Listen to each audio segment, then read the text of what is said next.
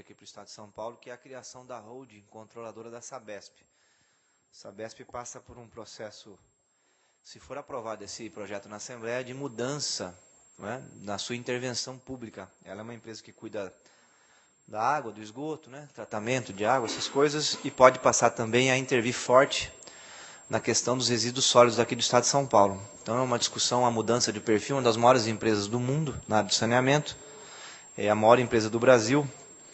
Metade dos municípios do Estado de São Paulo estão sob responsabilidade da Sabesp. Então é um assunto de extrema importância e está toda a casa hoje no Congresso de Comissões. Eu acabei de vir de lá. E possivelmente, se esse projeto for pautado hoje na Assembleia, eu vou precisar ir lá para o plenário para acompanhar a discussão, que é uma discussão muito importante.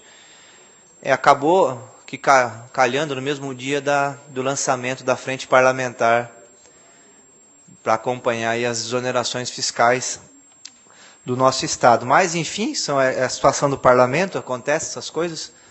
Mas nós vamos tocar aqui, vou ficar aqui, e se precisar me retirar para ir lá, se for ter alguma votação, eu peço para alguém tocar aqui a reunião para nós. Mas eu quero ficar aqui até o final. Mas, enfim, tem vários deputados aqui que mandaram mensagem, que estão lá no Congresso de Comissões, que vão passar aqui na medida do possível para prestigiar a nossa frente, mas que já colocaram o nome para participar aí dos trabalhos da frente parlamentar. Depois eu vou citar aqui todos. Eu quero aqui convidar os membros que farão parte da mesa, para que a gente possa iniciar a discussão. A ideia qual é? Nós vamos ter aqui, franquear a palavra, e eu quero já nesse momento chamar aqui à mesa, o Leandro Salvador, que é especialista em políticas públicas do Estado de São Paulo, e ativista da rede pela transparência e participação social, que é o ponto, é um dos pontos importantes aí da frente parlamentar. Nós queremos jogar luz em relação às desonerações fiscais aqui do Estado de São Paulo. Muito obrigado, viu, Leandro, pela participação. E também chamar o Glauco Honório, que é vice-presidente do Sindicato dos Agentes Fiscais de Rendas do Estado de São Paulo.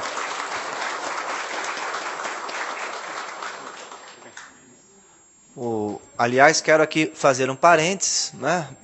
Parabenizar os agentes fiscais do Estado de São Paulo, que estão fazendo uma luta que tem ganhado aí o debate nacional, né, em relação à mudança da referência do teto dos vencimentos aqui no Estado de São Paulo, que é a luta pela PEC 5, né, que é uma luta, uma luta histórica na Assembleia já, tem o apoio da nossa bancada. Mas hoje a ideia é discutir, na verdade, o que poderia viabilizar o cumprimento, né, e a aprovação, inclusive, da PEC 5 e de muitas outras políticas públicas, que é a discussão que a gente tem hoje no Estado de São Paulo, e no Brasil todo, sobre a situação aí da crise fiscal, né, a queda na arrecadação generalizada nos todos os entes da federação. E uma discussão se coloca, que é a discussão, né, de como financiar o Estado brasileiro. E nós temos aí um tripé, né, de problemas. Um lado, você tem o problema da desoneração fiscal, que é o tema da discussão de hoje, o tema da frente. Por outro lado, você tem a dívida ativa. Eu acabei de receber o relatório, que eu solicitei já há um tempo atrás, desde o começo do ano nós estamos lutando para conseguir, do governo do Estado de São Paulo. Um relatório importante, viu, Glauco e Leandro? Que é os 500 devedores do Estado de São Paulo, não é? E também a situação da dívida ativa do Estado de São Paulo. E aí é para deixar qualquer um estupefato, né?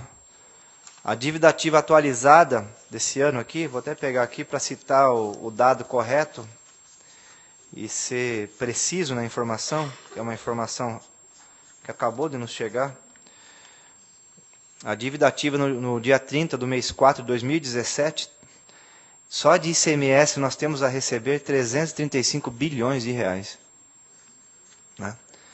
IPVA 6 bilhões, ITCMD 455 milhões, outros 7 bilhões, dá um total de 349 bilhões de reais.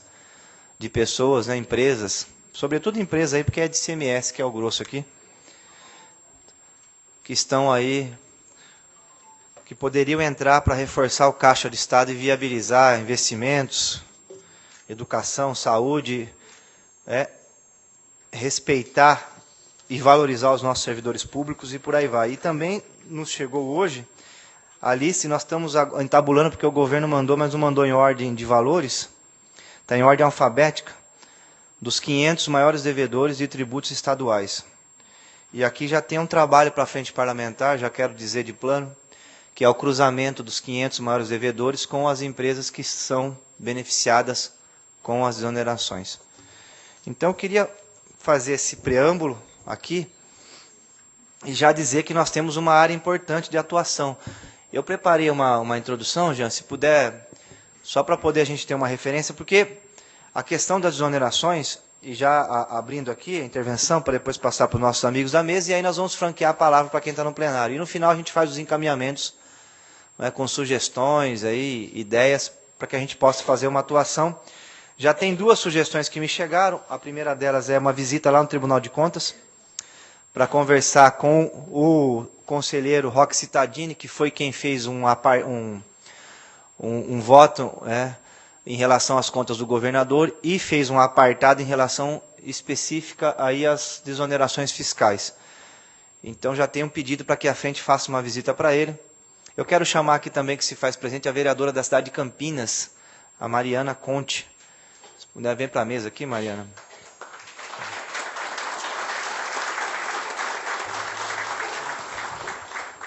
Tudo bom? Obrigado pela presença. Se nós tivéssemos esses 300 bi na conta do governo, ou um valor menor, ou um acompanhamento das exonerações, nós poderíamos ter mais parcerias, né, Mariana, do governo do Estado com as prefeituras, porque nós sabemos, e aqui é uma visão minha, né, que as prefeituras, os países subdesenvolvidos, as prefeituras ficam com por volta de 14% do bolo tributário. Nos países desenvolvidos é de 40% a 50%, na Bélgica é 70%. E é claro que quanto mais você coloca recursos nos municípios, mais facilita o controle. Porque visitar a Câmara Municipal, o prefeito é mais fácil você encontrar, então facilita o controle social e diminui inclusive corrupção, diminui desperdícios.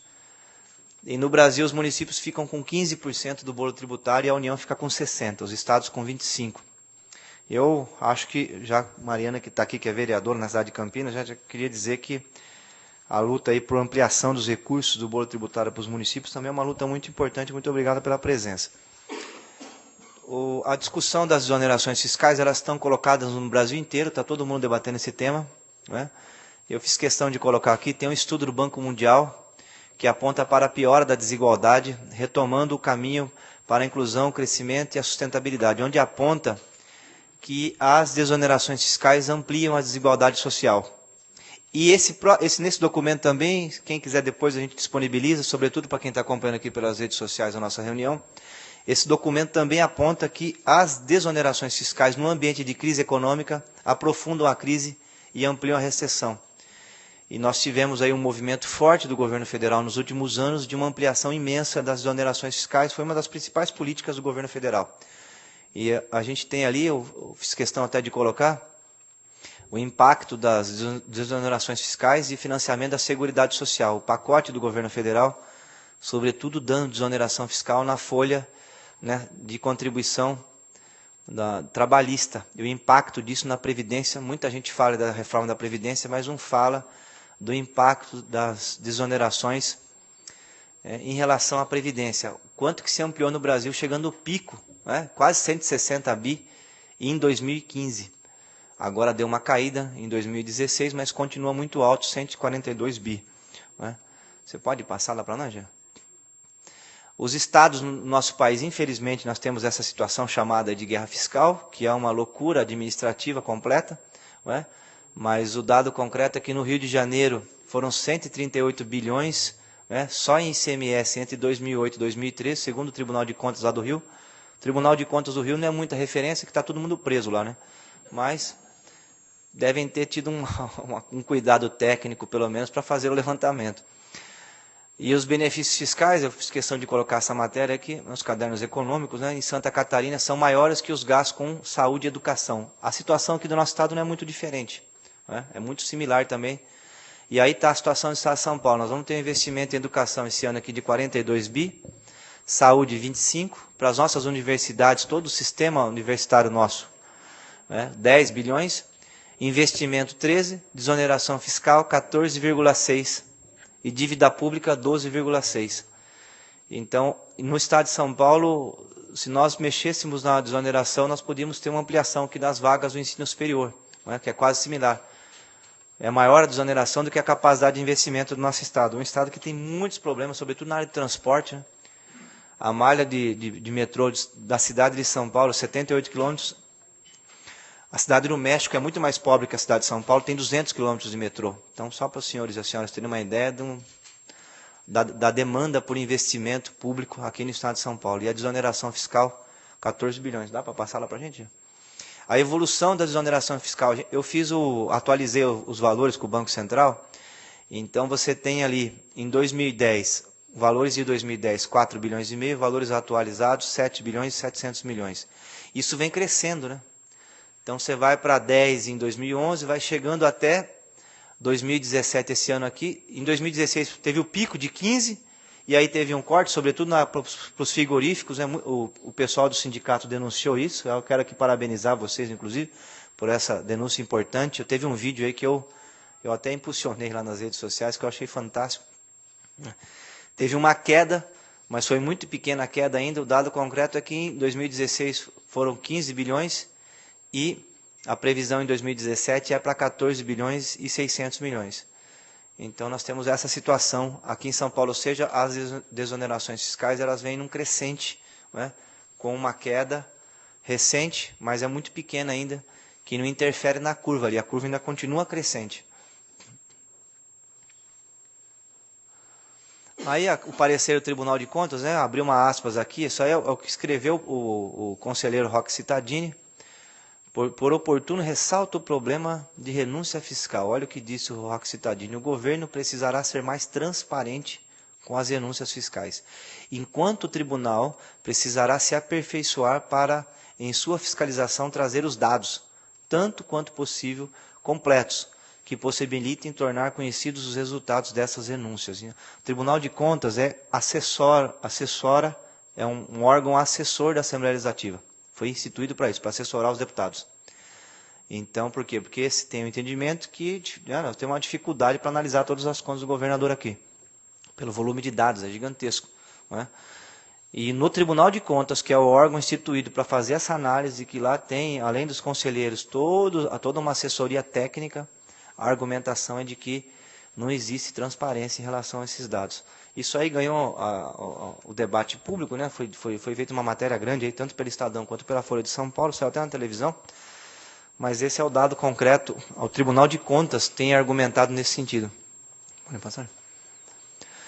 Eu fiz aqui uma série de sugestões, mas aí essa daí vamos deixar, porque daí no final a gente retoma. Essas são sugestões para que a gente possa trabalhar aqui na frente parlamentar, que vai acompanhar. Antes de passar a palavra para os nossos convidados, né, para o Glauco e depois para o Leandro, eu quero fazer aos deputados que assinaram à frente. Vocês sabem que foi quase um ano para conseguir as assinaturas desses parlamentares que estão aqui. Muita gente aí estava torcendo o nariz para que a gente instaurasse essa frente parlamentar aqui na Assembleia. Porque, infelizmente, a Assembleia, que era para fiscalizar o governo, para aprovar projetos de lei e tal, hoje também faz muito lobby a partir da Assembleia para que algumas cadeias produtivas recebam aí os benefícios fiscais. Então, eu fui acusado de estar acabando com as prerrogativas dos deputados ao questionar as desonerações aqui na Assembleia. Muitos parlamentares acham que essa é uma prerrogativa do mandato parlamentar, levar demandas das cadeias produtivas ao governador para que essas cadeias consigam as isenções. Eu acho que é um tema importante. Por princípio, não sou contra a desoneração. Mas acho também que esse tema precisa ter transparência profunda e controle social. Porque, afinal de contas, são 14 bilhões que nós estamos tratando aqui. Né? Então, eu preciso dar um basta nessa situação, acabar com essa fumaça em torno desse tema. Esse tema precisa ver a luz. E aí você precisa ter justificativa. Né? Vai dar uma isenção de 1 bilhão? Quantos empregos isso aí vai gerar? Qual é a tecnologia que nós vamos nos beneficiar? Qual é a cadeia produtiva que o Estado de São Paulo vai ganhar, que não tem? Entendeu? Você tem que ter um dispositivo, e eu acho que esse vai ser um trabalho bacana de se fazer aqui na frente, para que a gente crie um dispositivo, pressione o governo nesse sentido, ou crie aqui na própria Assembleia, ou crie junto com o Tribunal de Contas, para que consiga medir se aquela desoneração que foi dada em 2014, se ela surtiu efeito. E tem que ter um gatilho Porque se não surtir efeito, ele tem que suspender. Então nós precisamos avançar nesse sentido. Tem que ter um marco institucional, legal, né, e administrativo para poder fazer esse acompanhamento. Então quero só para terminar aqui essa breve exposição, cumprimentar e agradecer a deputada Ana do Carmo, que assinou à frente conosco, Geraldo Cruz, Zé Américo Dias, o Teonilo Barba, Luiz Turco, professor Ariel, José Zico Prado, Abete Saão, João Paulo Rilo, Enio Tato, Carlos Neder, Luiz Fernando Ferreira, Alencar Santana, Marciali, Alessi Brandão, Roberto Engler, Ricardo Madalena, Antônio Salim Curiati, que enviou um assessor aqui para acompanhar a nossa reunião. Não é? Eu sumi o cartão, já faço a referência já ao nome. Não é? O Gil Lancaster, o Carlos Gianazzi e o Luiz Carlos Gondim, são os 19 nomes aí, né, que compõem a frente parlamentar conosco. Meu muito obrigado. O Carlos Gianazzi mandou uma mensagem que ele precisou ir para Poá, uma audiência pública lá, e os demais deputados, quase todos fazem parte aqui das comissões, estão lá no Congresso de Comissões para discutir a situação da Sabesp. Eu quero chamar aqui para a mesa também a vereadora da cidade de Sorocaba, Fernanda Garcia. Né? Está aqui com a gente.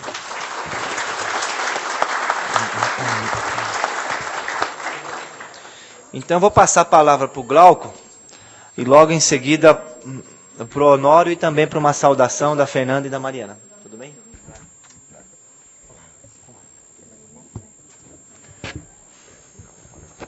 Bom, boa tarde.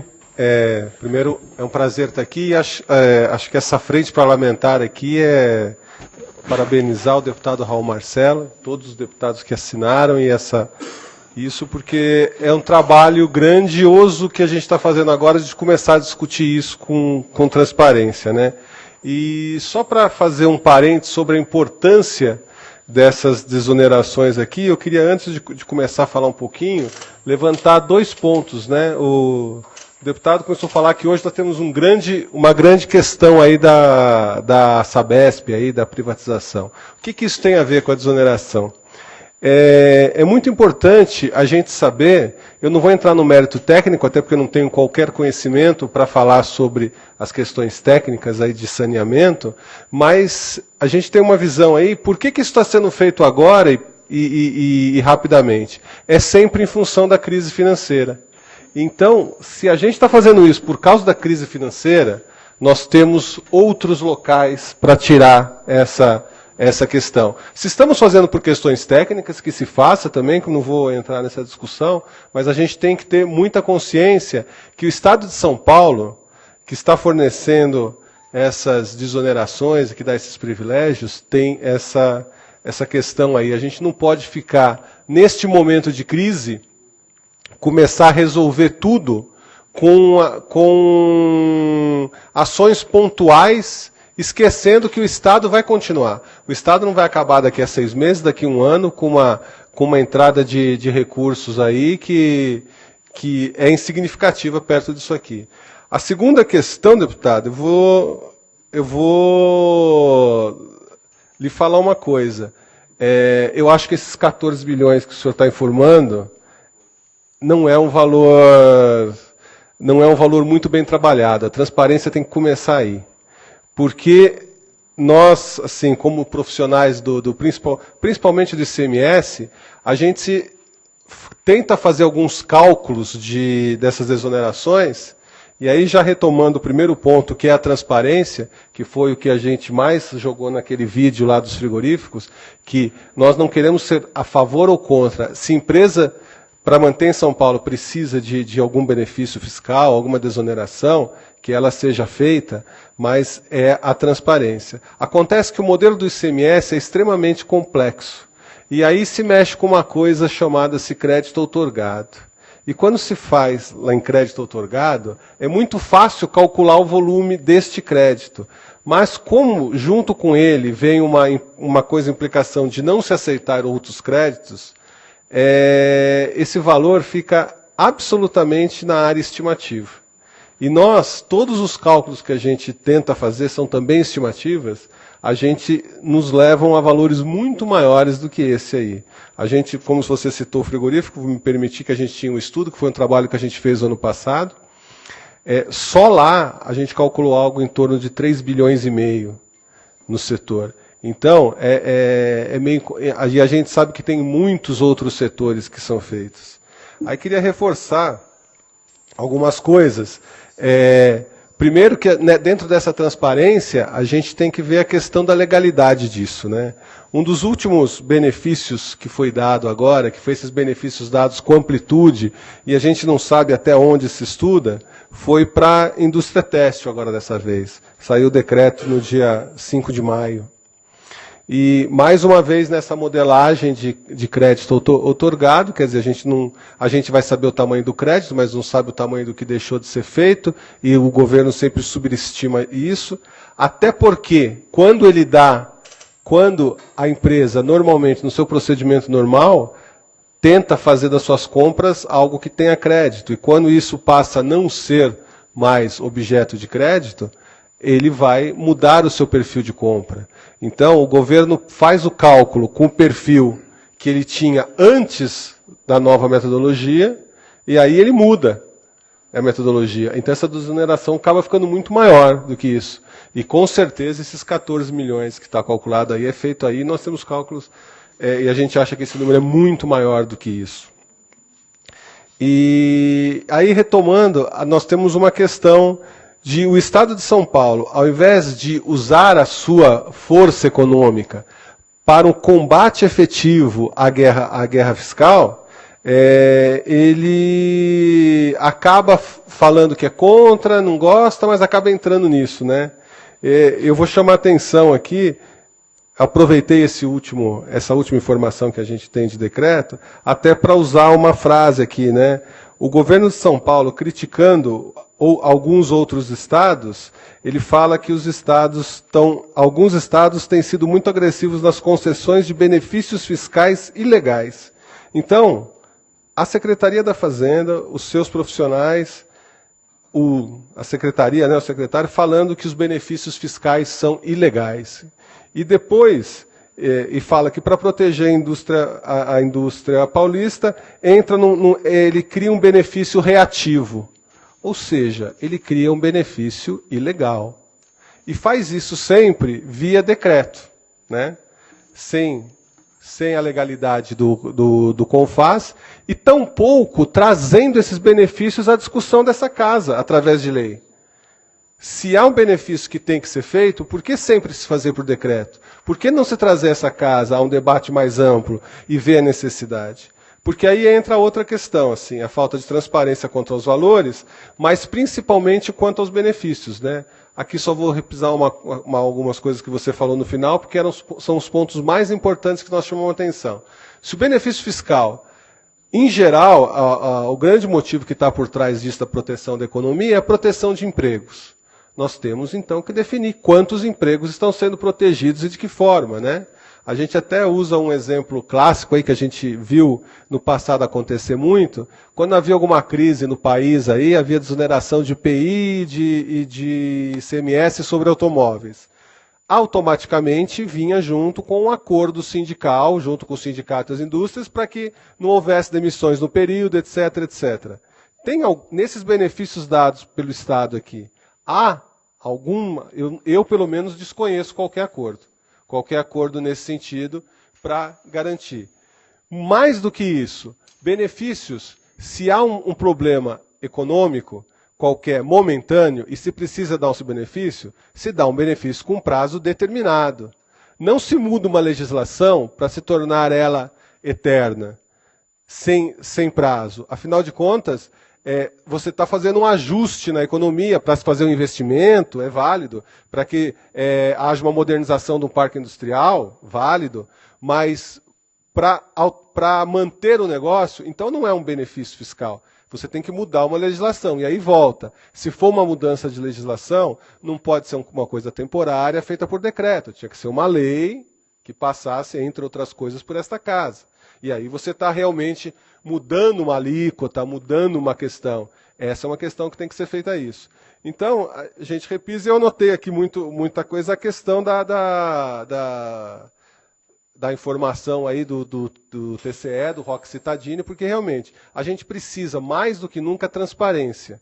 E a transparência, não só todo nesse bojo, tá, do que estão sendo feitos, mas principalmente a transparência de se passar por esta casa, isso. Porque aqui eu acho que vai ser dado alguma coisa e discutir. Eu, sinceridade, eu não vejo nenhum problema do deputado defender um determinado setor, mas que ele faça isso na sua casa, onde ele deve fazer. E se isso for justo, e há questões, hein? Eu não sou aqui, nós não somos absolutamente contra essas exonerações, mas que elas sejam feitas com regras claras. E a última coisa isso é pontual nosso, né? Houve lá no âmbito dos frigoríficos, e a gente vê algumas coisas aí, hoje, nesse projeto de conformidade, eu estava lendo algumas coisas aqui, que pode fazer determinado crédito sem fiscalização. Lá no passado, assim, se desonera e se tira o poder da fiscalização de fazer a verificação do que está acontecendo. E isso tem sido trabalhado, e isso sim, ao nosso entender, é um verdadeiro absurdo nesse processo. Não se poder sequer fazer uma verificação ou se fazer uma verificação somente a posterior. Isso é uma regra que não poderia ser mexido nisso. Tá? Quem pode dar segurança a um processo desse, na verdade, são os agentes públicos, né, os profissionais de carreira de Estado, que fazem a verificação pontual de uma eventual coisa, de uma desoneração. Estou falando, evidentemente, nos casos de ICMS, que é o nosso setor. Tá? Acho que é basicamente isso. Depois a gente fica aberto aí.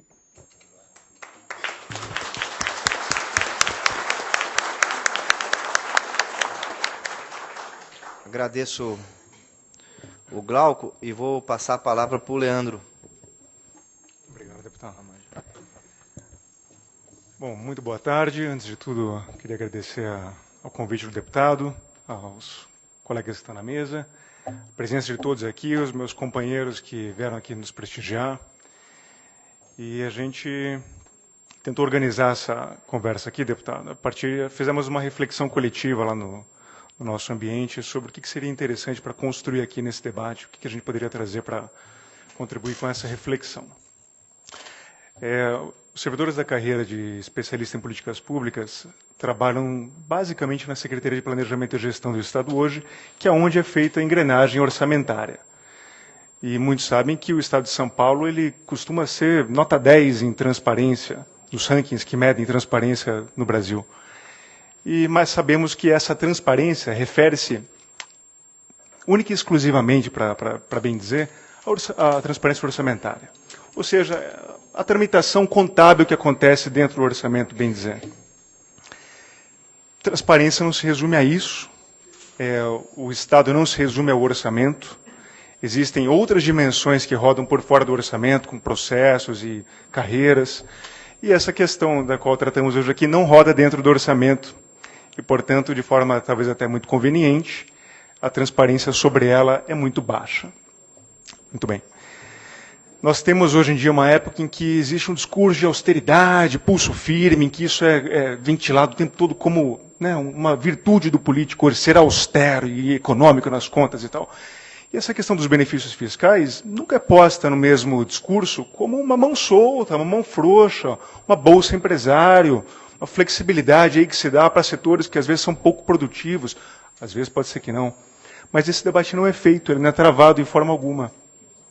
E esse convite que a Frente Parlamentar faz de incrementar o debate da transparência nesse setor talvez seja algo que fortaleça a democracia que provavelmente o nosso Estado pretende algum dia se tornar. E estamos num caminho aí que ainda é distante, talvez, mas pretendemos chegar lá e isso aqui fortalece essa jornada.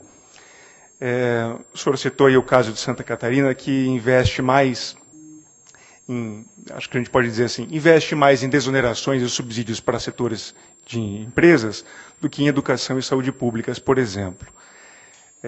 Em São Paulo, a gente tem aí, nessa mesma reportagem que o senhor citou, falam aí, e bacana isso acontecer numa linguagem jornalista, para a população, uma coisa que é mais palatável sobre o impacto disso, mas é algo pouco circulado.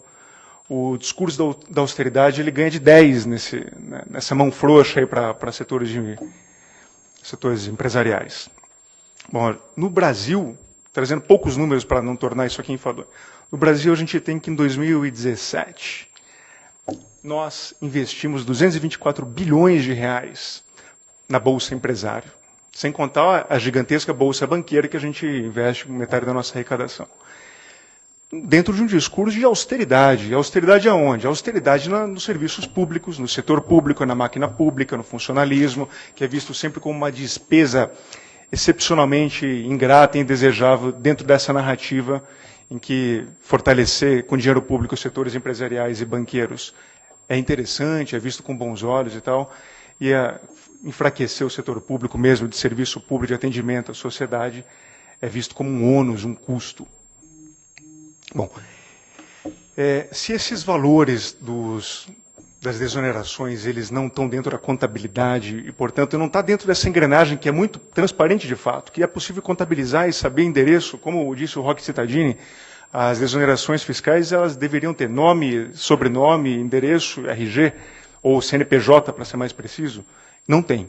Então sabemos genericamente, como o colega disse, é um cálculo que é estimado, a engrenagem não é feita para fazer essa contabilidade, não temos esses números. Não sabemos quem são os empresários propriamente ditos que têm esse benefício.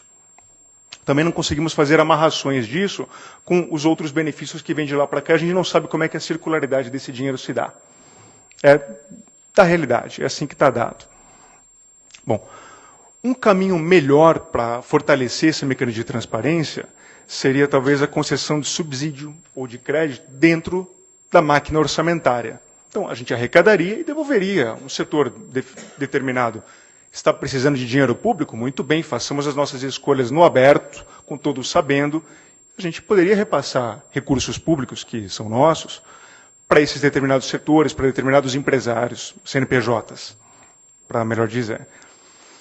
Nessa lógica, o que faríamos se houvesse um esforço de incrementar a transparência? Primeiro, a gente arrecada e depois, no orçamento, a gente aloca esses recursos, o que não acontece hoje. A compensação fiscal talvez fosse uma opção interessante, mas a compensação fiscal significa dá para um setor e tira de outro, como, por exemplo, você dá o subsídio para setores que produzem cesta básica, por exemplo, e tira de outros, como, por exemplo, a indústria de fumo e bebidas. Isso acontece hoje, por exemplo. Da mesma forma, não é transparente, ainda que haja uma transferência em que um setor banque o outro. Em tese, todo o subsídio deveria ser custeado por uma outra conta que bancasse esse subsídio. Como não há transparência desses recursos, desses valores, dos montantes, a gente não sabe o que acontece. O que a gente sabe é que em alguns lugares, como por exemplo o Rio de Janeiro, para dizer assim, a farra com os subsídios, ela foi tão insidiosa que contribuiu para quebrar o caixa do Estado. E a narrativa, no caso dos colegas fluminenses, é que tem que ser mais austero com quem? Com o servidor público, é lá que está o gasto. Gente, a gente precisa romper com esse discurso hegemônico em algum momento, e endereçar as críticas ao que tem sido feito com o dinheiro público para os responsáveis, para esse Robin Hood às avessas que a gente tem hoje, em que temos uma tributação regressiva, em que os pobres pagam mais e a gente fica escoando dinheiro para esses recursos que têm tanto dinheiro, como bancos e setor produtivo de determinados setores da indústria. Uma das declarações que o governo do Estado fez nessa crítica em relação à sua baixa transparência em relação às desonerações fiscais é que você está com aspas. Né? Existe uma parte no site da transparência, do site da Secretaria da Fazenda, sobre tributos, legislação e benefícios e indicadores, onde consta um link para benefícios fiscais concedidos. Fica o convite para vocês visitarem essa página e verem quais são as informações que estão lá.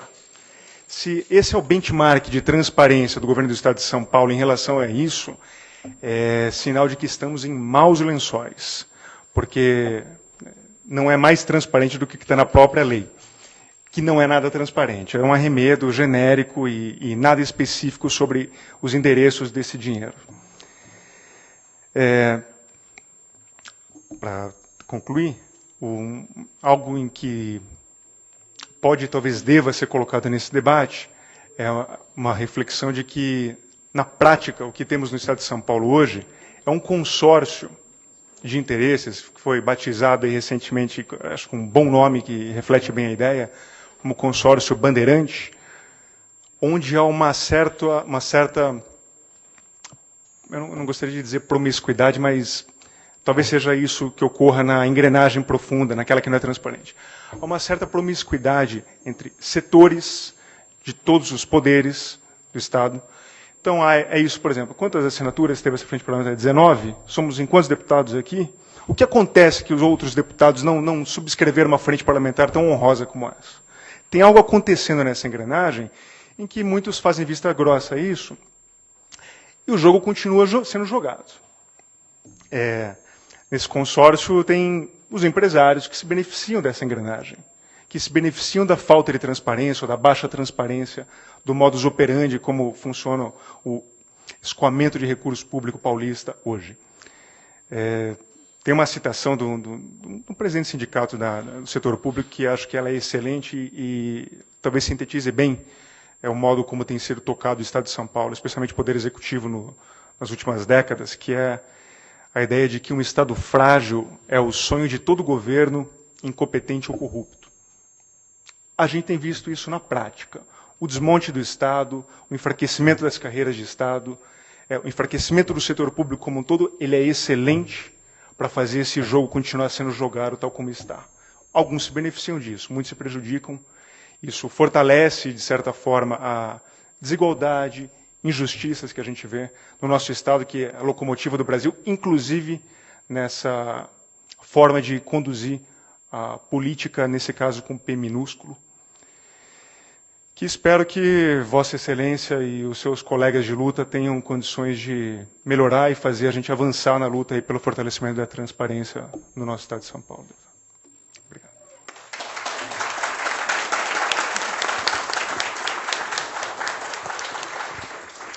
Eu vou abrir a palavra, dizer assim, que francar a palavra para quem quiser fazer alguma manifestação, crítica, sugestão aí para frente trabalhar, tiver alguma ideia para a gente, de alguma ação, algum projeto, alguma coisa nesse sentido. E antes eu vou passar aqui para as vereadoras, se elas quiserem fazer uma saudação, tá? A Mariana e a Fernanda, tudo bem? Você quer fazer, Mariana? Fica à vontade. Boa noite a todas e todos. Gostaria de parabenizar a mesa, o Leandro, o Glauco, Fernanda, e principalmente o nosso deputado, Raul Marcelo, por essa iniciativa da Frente Parlamentar, esse tema espinhoso, mas necessário de ser discutido aqui no Estado de São Paulo. Realmente, os números são impressionantes, e eu acredito que isso se torna ainda mais importante exatamente por esse momento, dessa conjuntura em que a crise fiscal se torna argumento do ajuste e da retirada do financiamento de áreas tão essenciais como por exemplo, a saúde, a educação. Isso nós estamos vendo em todos os âmbitos. Infelizmente, na verdade, é um modelo regressivo que se coloca nas várias instâncias, né, no Estado de São Paulo, mas também nas prefeituras, né.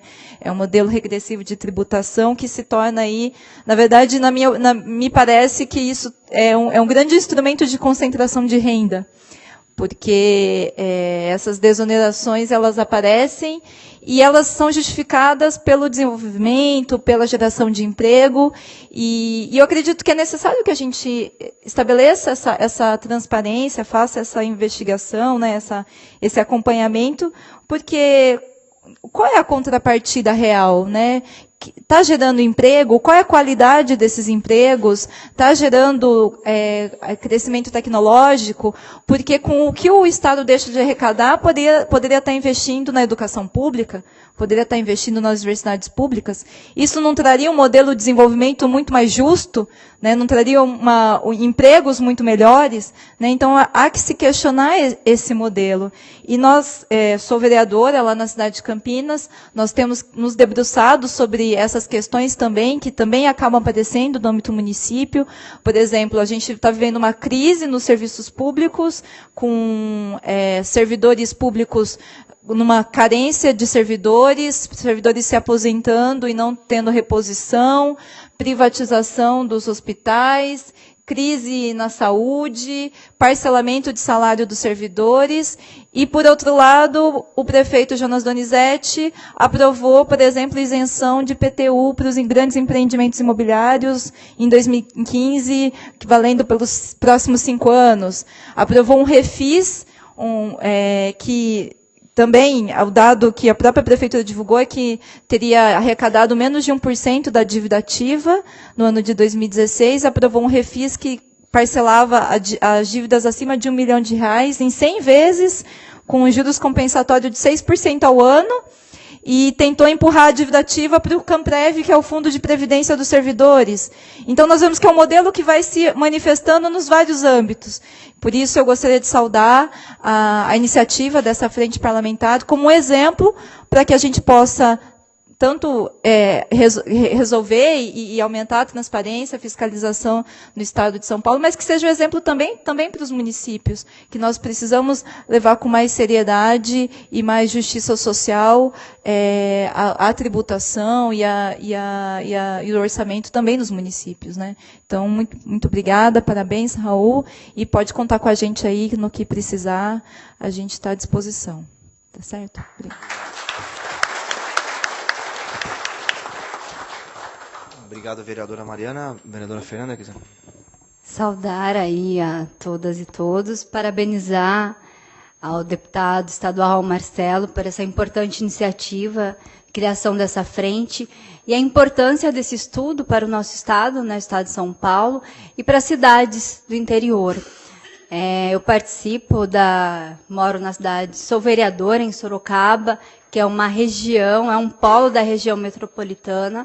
Nós estamos sentindo essa interferência diretamente, né, com os problemas não só da falta de uma transparência, da onde que nós vamos direcionamento desse recurso, que tem sido e tem uma interferência direta, né, no cotidiano aí das pessoas, na vida prática, nos municípios, onde nós não conseguimos ter um investimento adequado nos setores, aí em políticas públicas. O orçamento de Sorocaba ele é de 3,8 bilhões de reais. Né? Então, nós temos esse recurso que poderia, né, que a gente tem esse aproveitamento, poderia ser melhor investido.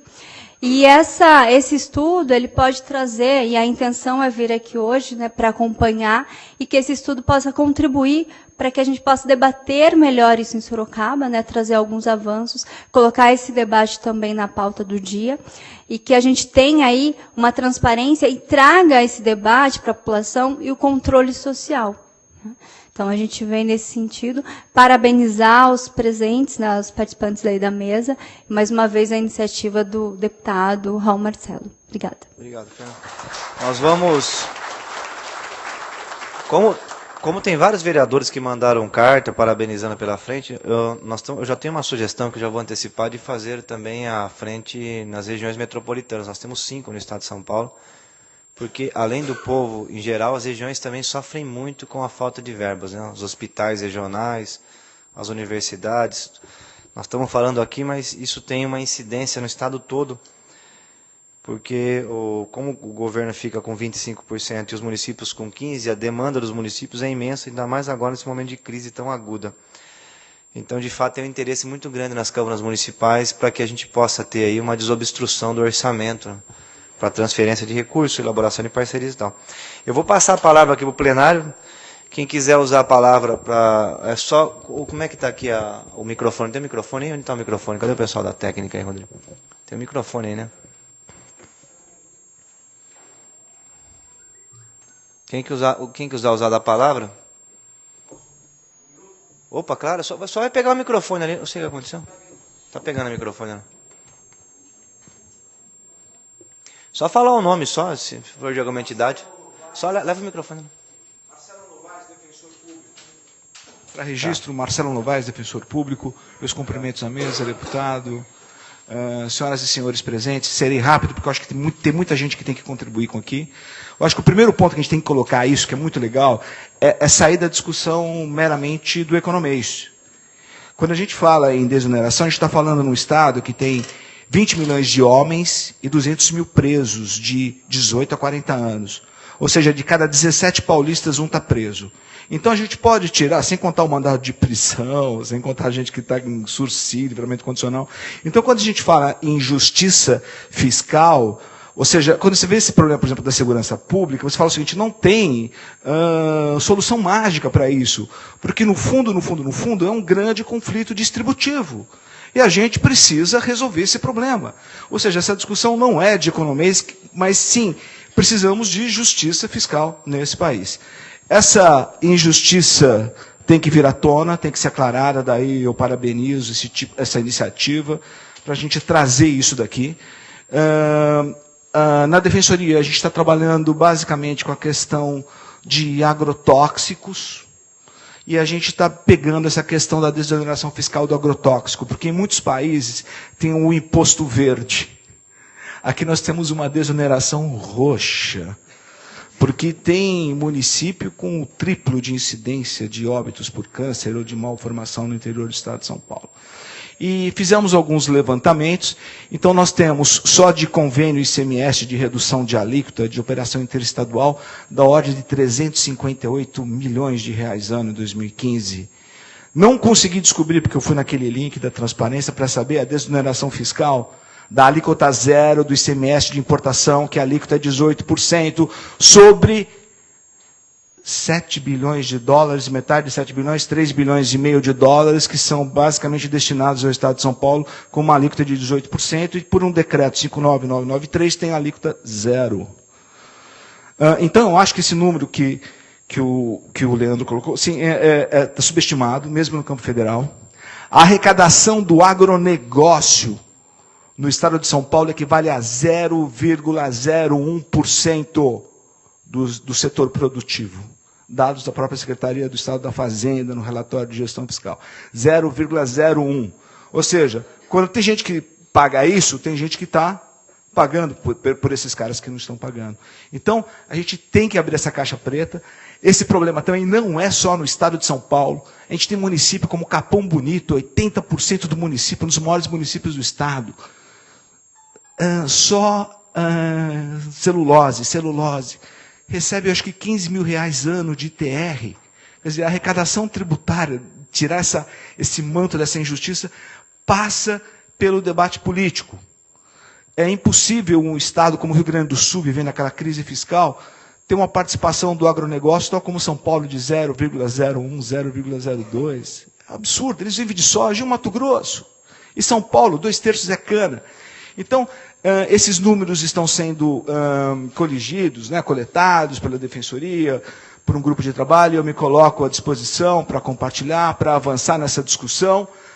Digo que, se isso fosse somente do ICMS, seria tranquilo, mas isso também vai para o campo federal. A gente não sabe o valor dessa renúncia. Quando eu vi falar de 258 bilhões, eu falei, isso é pouco. Por quê? Porque se o sujeito tira um trator valendo 3 milhões de dólares e põe na propriedade, saiu da concessionária, ele vai abater aqueles 3 milhões de dólares como prejuízo, desoneração, abatimento total, né? É o ressarcimento total. Tudo isso não é contabilizado nessa política, ou seja, tem uma série de mecanismos que fazem isso subir exponencialmente, ao ponto da gente ter que calcular a desoneração numa regrinha de 3 básica. Se é 30% de todo mundo paga basicamente 30% de arrecadação de PIB, né, de tributação no país. Se a gente vê se a arrecadação dos tributos federais foi 1 trilhão e 600 e se o agronegócio contribuiu com 15 bilhões, tem alguma coisa de estranho nessa história. Então era essa a pequena contribuição que eu tenho que fazer. Eu tenho audiências agora à noite, tenho que sair, eu me coloco à inteira disposição dos senhores para compartilhar as informações, os números que nós temos, e oxalá possamos ter tributação sobre defensivos agrícolas, pelo menos para custear o prejuízo que provoca na área da saúde e para remediar o meio ambiente. Era isso que eu tinha que colocar. Muito obrigado pela atenção, senhor deputado, senhores todos presentes. Obrigado, Novaes. Deixa o Zap com a gente, porque nós vamos montar um comitê de trabalho para discutir aí iniciativas legislativas e tudo. E só para falar aqui que nós aprovamos uma lei aqui, de autoria nossa, inclusive está o engenheiro Marco Antônio aqui da Secretaria da Agricultura, para para regulamentar a questão dos agrotóxicos. Tem um metamidofós proibido na China, proibido em todo lugar. Paraquat, aqui eles, é uma substância já comprovada cancerígena, e aqui eles usam nas lavouras de cana. Nós conseguimos aprovar a legislação na Assembleia. A Assembleia fez seu papel. E aí o Serra, na época, vetou. E o veto está entulhado aqui nos escaninhos da Assembleia para ser apreciado, mas de fato é uma pressão muito grande para deixar entrar essas substâncias cancerígenas no nosso estado. Obrigado, viu, Novaes? Eu vou pegar... Está franqueada a palavra, pessoal. Se alguém quiser mais usar a palavra... Se não tiver ninguém, eu vou pedir para o Jean. Tá? Tem 2 ali só. O Rodrigo, tá, o microfone aqui, leva para tudo. Só falar o nome aí.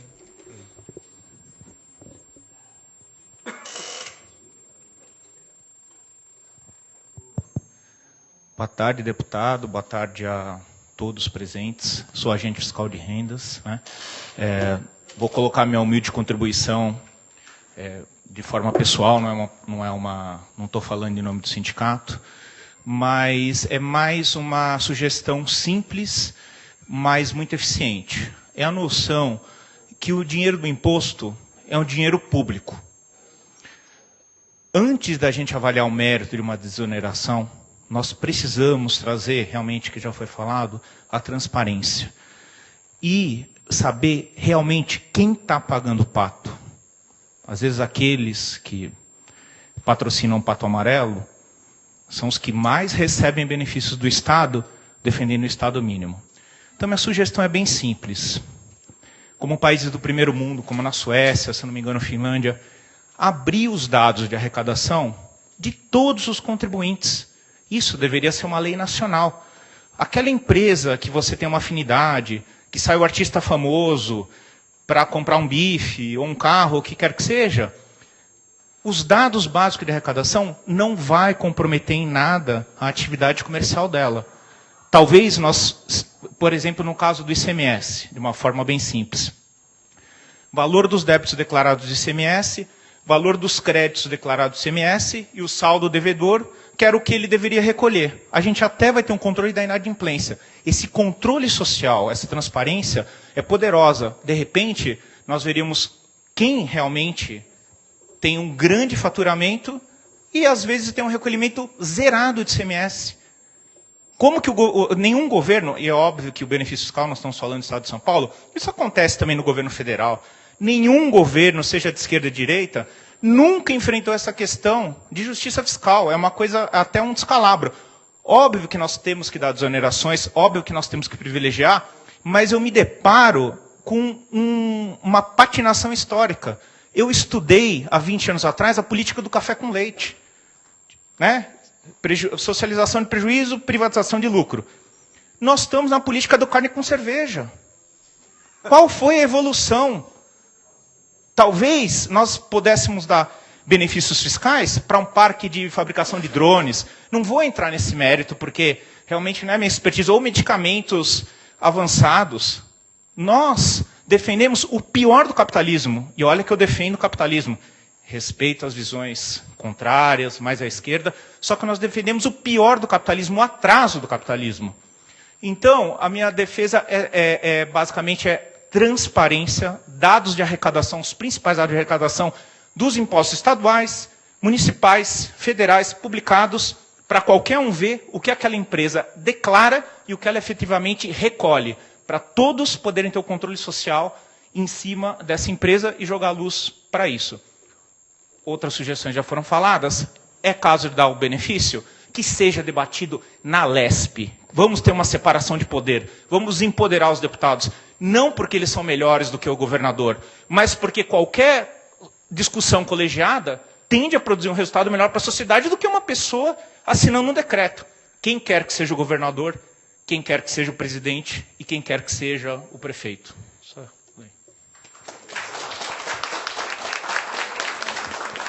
Muito obrigado, pela contribuição. Boa tarde, meu nome é Og, eu sou especialista em política pública.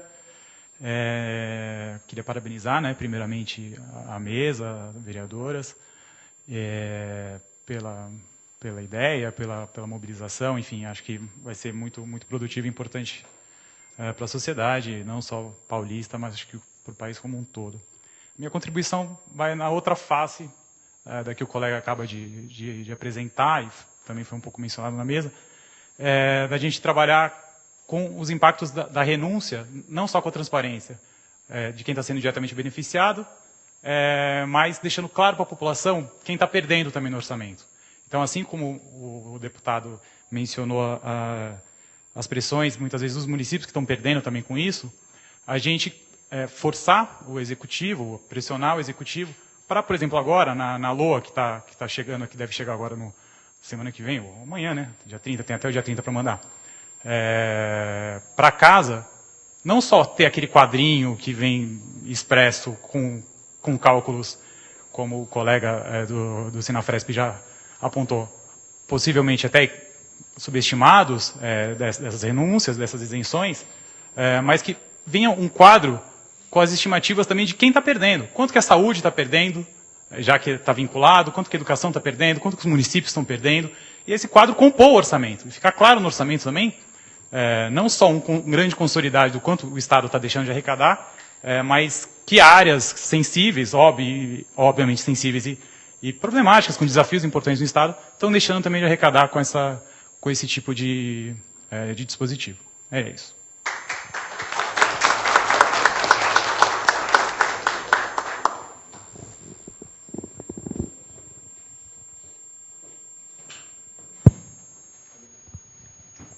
Boa tarde a todos e a todas.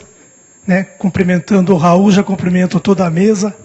Sou Vanderlei, lá de Sorocaba, militante, porque acredito que as coisas tendem a melhorar. Então, isso é um dos pontos que eu continuo militando. Quero dizer o seguinte, que essa frente está de parabéns. Por quê? Porque nós estamos vendo as pessoas morrerem nas filas dos hospitais. E, lamentavelmente, dentro dessa casa, por exemplo, tem mais 2 de Sorocaba, que nós somos de Sorocaba. E aí não se manifesta, nem para ver o sofrimento daquele povo que eles representam. Então, a frente está de parabéns, com coragem, para fazer esse entendimento do que acontece. Porque na visão mais simplória, e ela tem que ser falada na visão que o povo entenda, essa desoneração é um crime. É um crime, porque ela aconteceu há um tempo, no início da famosa crise de 2008, já começou com a linha branca. E qual contrapartida? A contrapartida, não vamos mandar embora. Mas isso foi uma grande falácia, porque no final, eles mudam os nomes, não chamam mais de demissões, começaram a chamar de turnover, que é a mesma coisa que pé na bunda do trabalhador. Isso ficou claro. E depois, não contente, colocaram um outro nome que já é conhecido todo mundo, mudança de layout, também é enxugamento, precarização. Então é isso. Vamos fazer força e acreditar com certeza que essa frente vai fazer a diferença. Obrigado.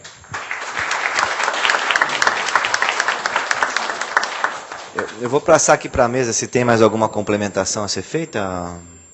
Glauco, você fica à vontade. Posso? Depois não, rapidamente, tá. só vou chamar a atenção de alguns pontos aqui, que uma questão, a vereadora Mariana citou uma questão que eu tinha esquecido de falar, que ela falou do Refis. A gente, além dessas exonerações, vira e mexe, tem esses programas especiais aí que beneficiam exatamente o sonegador, aquele que não pagou o seu tributo. E essa desoneração, em geral, são feitas em meio de ano, nem estão no orçamento, nem estão em lugar nenhum, aparecem do nada. Então, eu queria chamar só a atenção isso, parabenizar pela lembrança dela, eu tinha esquecido, estava na questão. Comentar só essa questão de que o colega falou de abrir dados da arrecadação das empresas, Se fala tanto em transparência da despesa, o funcionário público tem a sua vida, o seu salário. Eu não estou falando de quem tem salário milionário, de ter, assim, tem que ter seu nominho lá, falando quanto você ganha, Às vezes isso pode causar problemas de segurança, além de questões pessoais. E as empresas, por que não ter um dado básico de arrecadação? A gente gostaria de saber quanto que a JBS pagou de imposto ano passado, Afinal, hoje eles são os heróis nacionais da mídia, A gente podia saber quanto que eles pagaram efetivamente de imposto, né? Que a gente sabe quanto eles pagaram de propina, de imposto ninguém sabe. Né?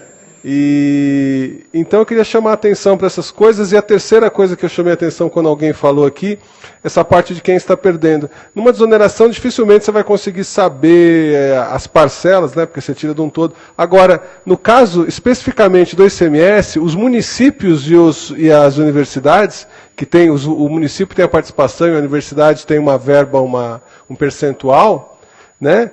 Esses dois aqui, é interessante que o governo do estado faz as coisas, mas esse pessoal sequer é consultado. Devia pensar-se alguma coisa. Se o estado quer desonerar, desonera da parte dele, mas ele tem o direito de desonerar da parte do município, desonerar o quanto a universidade, os 9 e poucos % lá da universidade, ele pode desonerar isso aqui também. Ele deveria estar fazendo isso, tá? Então, essas 3 coisas das ótimas intervenções que tiveram aqui, que eu quis chamar a atenção. Leandro, quer fazer uma consideração? Um único breve diálogo com o que o Og falou e o colega falaram. A desoneração, ela, no fundo, ela pesa por 2, né? É o dinheiro que não foi arrecadado e na conta do dinheiro que não é repassado para algumas rubricas carimbadas, como educação pública, saúde pública, alguns encaminhamentos de recursos para municípios. Não bastasse o fato efetivo e a total ausência de transparência dessa conta, eu acho que vale Vocês lá na Fazenda devem ver muito isso, que, no fundo, a mágica desse jogo está em saber fazer os contornos jurídicos e contábeis necessários para fazer tudo ser confeccionado dentro da legalidade. Então, no fundo, não é ilegal, não é corrupção propriamente dita, é um arremedo. E quando a gente tem uma máquina que está muito bem dominada, bem calibrada, bem azeitada, a engrenagem está funcionando muito bem, nesse pior sentido, os recortes jurídicos e contábeis, eles são feitos com maestria.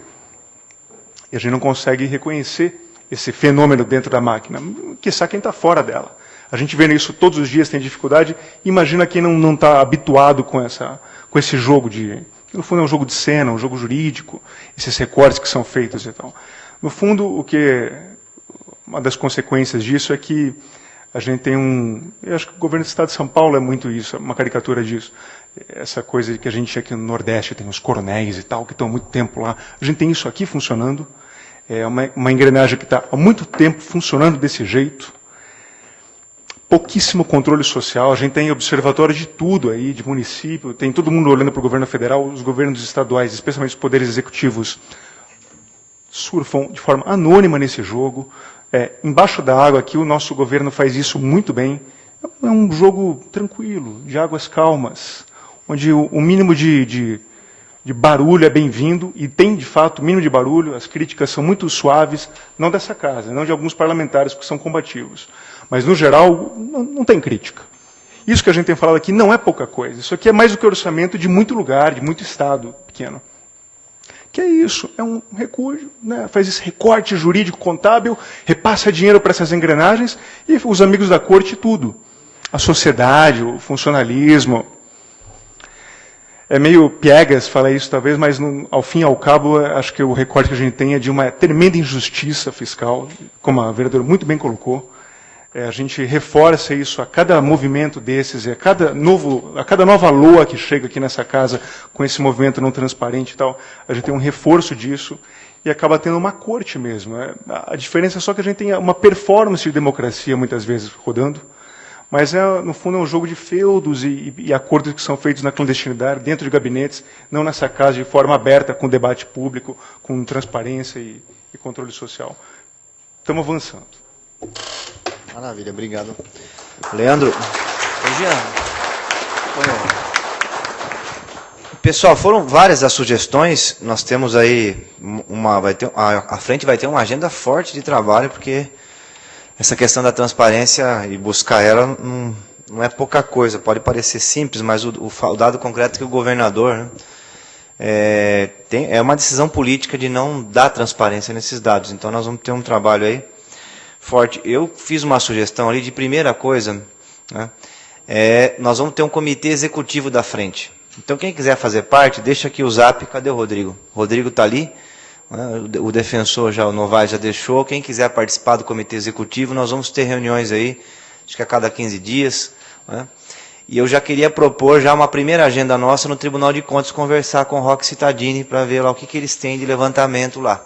Essa era uma primeira sugestão, porque na verdade isso aqui vai ser um grupo de trabalho, um comitê executivo de trabalho, para que a gente possa ir, né, ir garimpando essa questão das desonerações. A segunda é uma reunião com o secretário da Fazenda. Vamos ver o que a gente consegue levantar de informação dele, que seria um segundo pedido. O Conselho Executivo, eu já fiz a sugestão, quem quiser só deixar ao final da reunião aqui o WhatsApp, o telefone aí com a gente, um contato. Um requerimento de informações, nós vamos reiterar, e dessa vez todos os deputados que fazem parte da frente, agora que ela foi instituída oficialmente, vão assinar, não vai ser só um pedido de informação por parte desse parlamentar, nós vamos fazer de forma coletiva, para ver se ganha mais força, e aí, se não vier as informações, entrar com mandado de segurança, porque de fato aqui é uma questão pública, o governo vai ter que enviar. Demorou para enviar, mas enviou da dívida ativa, vai ter que enviar também quais são os CNPJs que estão sendo beneficiados com a desoneração. Então, nós vamos daqui para frente agora, com a frente instituída, aí, se precisar ir para a via judicial, subir até o STF, para conseguir essas informações, não vamos deixar passar barato isso aí. E a ideia no final do ano, né, isso eu fiz questão de escrever ali, a produção inclusive de uma cartilha, porque eu concordo com o que disseram aqui, que nós precisamos traduzir isso para a população. Né? Acho que o povo precisa se apropriar desse debate, que é uma questão que não é pequena. Nós estamos falando aqui de bilhões de reais, né, gente? Bilhões de reais é a maior... 14 bilhões de reais, como eu disse aqui na apresentação, aqui foi reiterado por muitas pessoas, o que é mais do que o orçamento das 3 universidades. Então não é pouco dinheiro aqui, nós estamos falando aqui de um valor gigantesco de recursos, e é do Estado de São Paulo, que tem impacto, né? Por isso que nós estamos com as vereadoras aqui nos municípios, e nós vamos levar à frente também nas regiões metropolitanas, que eu acho que é importante. Nós temos 5. Hoje aqui na Assembleia, romaria de prefeito com o chapéu na mão pedindo uma emenda parlamentar. Né? O orçamento nem chegou ainda, mas já tem. Todo mundo, né, tentando puxar o cobertor para o seu lado, porque não tem recursos, as prefeituras estão quebradas. Né? Não tem dinheiro. E nós estamos discutindo o orçamento com uns 15 bilhões aí, quase de desoneração fiscal, sem controle social nenhum, sem transparência. Então nós temos aí de fato um canteiro de obras aí para trabalhar, e eu queria, se for consenso aqui, já aprovar essa nossa primeira reunião. Foi feita também a sugestão de se trabalhar em cima de vários projetos de lei sobre transparência. A gente vai elaborando as minutas com o que foi dito aqui, né? E aí vai enviando para quem deixar o zap aí, para todo mundo poder analisar antes de protocolizar aqui na casa. E a ideia é protocolizar também com a assinatura dos 19 parlamentares que subscrevem. Então eu vou mandar para o comitê. Como é que vai ser a dinâmica? Nós vamos montar as minutas dos projetos de lei, vamos mandar para o comitê executivo, as pessoas que deixaram o zap aqui, e depois vamos mandar para os 19 deputados que assinam à frente. E aí, no final, a ideia é protocolizar de forma coletiva. Eu já conversei isso com os deputados que assinaram, porque a ideia não era só que o deputado assinasse para ser uma coisa solta, né? Que assinasse tivesse um compromisso também, para que a coisa andasse. Então, é isso, o projeto de transparência, que já são, acho que 3 projetos, eu peguei aqui, só nas falas aqui, deu 3 projetos de transparência aqui, em relação às exonerações. Uma sobre o impacto, a outra com os CNPJs, e um primeiro que eu acho que já está, isso aí está fácil de fazer, que é sobre a necessidade de apreciação da Assembleia, quando da desoneração fiscal. Mas mesmo assim nós vamos mandar a minuta para todo mundo poder dar sua contribuição, e que a gente tenha alguma coisa aí robusta do ponto de vista legislativo. Tá joia? Eu acho que é um pouco isso. Não sei se foi colocado mais uma questão que passou aqui. Alguém quiser fazer um apanhado? Essas são as sugestões para a gente poder trabalhar. Não tem mais? Então, eu quero agradecer bastante, tá, pessoal? Todo mundo que compareceu aqui. A discussão, onde eu tenho ido, eu tenho dito isso, que a discussão da crise fiscal no Brasil, ela está enviesada, está totalmente enviesada, porque nós temos uma queda na arrecadação, é verdade, mas essa queda na arrecadação não é só por conta da baixa atividade econômica, é também por conta das exonerações fiscais, por conta do impacto da dívida pública no orçamento, sobretudo da União e do Estado de São Paulo, não é? E também pelo problema da inadimplência. Só aqui no Estado de São Paulo, 350 bilhões de devedores. E são devedores constumazes. Você pegar o IPVA, que é baixinho, que é a pessoa física, que é pouquinha coisa, não é? O grosso mesmo é ICMS e de alguns setores da economia, de alguns grandes devedores. Se a gente cruzar com a exoneração fiscal, nós vamos ter muita coisa, inclusive para alimentar a opinião pública. Né? Com certeza, nessas 500 empresas aqui, deve ter gente aí que está sendo beneficiada com isenção fiscal, desoneração e por aí vai.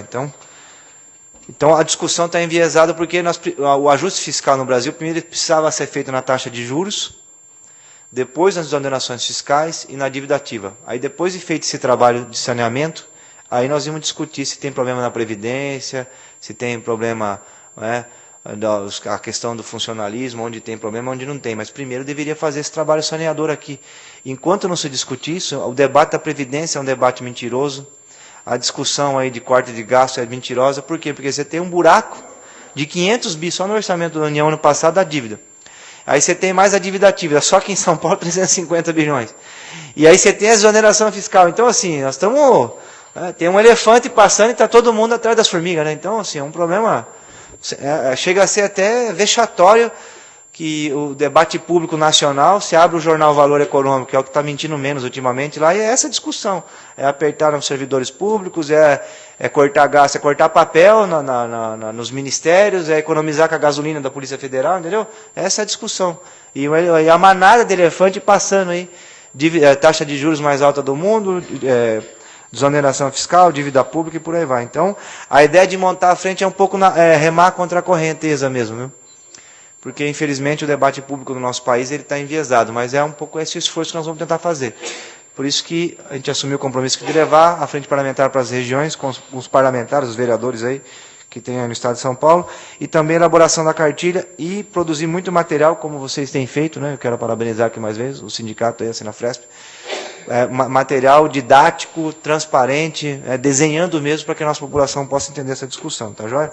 Então é bastante coisa e a gente vai mantendo todo mundo que deixou o contato informado aí dos próximos passos da frente parlamentar. Quem quiser ir na reunião lá no Tribunal de Contas, depois com o secretário da Fazenda e receber os projetos de lei, é só deixar o contato, reafirmo mais uma vez, tá bom, pessoal? Muito obrigado mesmo, tá, pela presença aqui hoje. Reunião muito produtiva. Boa noite a todos e a gente sai conversando, tá joia?